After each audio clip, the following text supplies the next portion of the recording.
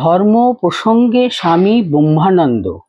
একজন ভক্ত প্রশ্ন করছেন, মহারাজ, সেদিন বলেছিলেন মনকে দুই উপায়ে স্থির করতে হয়, আমি কোন উপায়ে করব? মহারাজ বলছেন, মনকে জোর করে ইষ্ট পাদপদ্মে ধরে রাখবি। কোন স্থানে ইষ্টমূর্তি ধ্যান করব, মস্তকে না হৃদয়ে? মহারাজ বলছেন, হৃদয়ে ধ্যান করবি। হৃদয়ে কি করে ধ্যান করব? মহারাজ বলছেন, কিরকম ভাবে বসতে হবে এবং কেমন করে হৃদয়ে চিন্তা করতে হবে তা দেখিয়ে দিলেন। হৃদয়েতে হাড় মাংস ইত্যাদি আছে, সেখানে ইষ্টমূর্তি কি করে চিন্তা করব?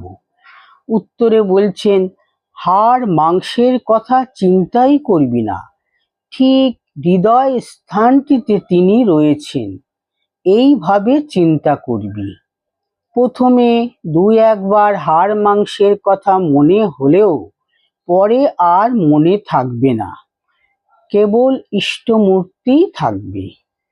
প্রশ্ন করছেন ভক্ত, ইষ্টমূর্তি পট এবং প্রতিমায় যেমন আছে ঠিক সেই রকমই ভাববো তো?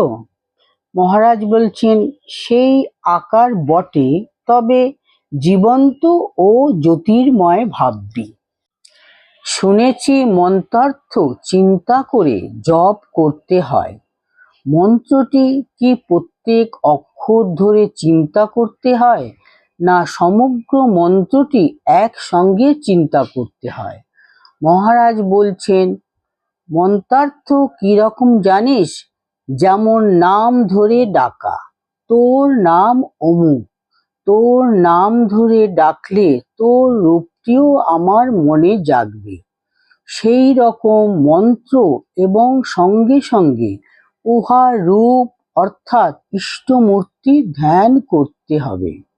ভক্ত বলছেন, প্রশ্ন কি শব্দ করে করতে হবে না মনে মনে?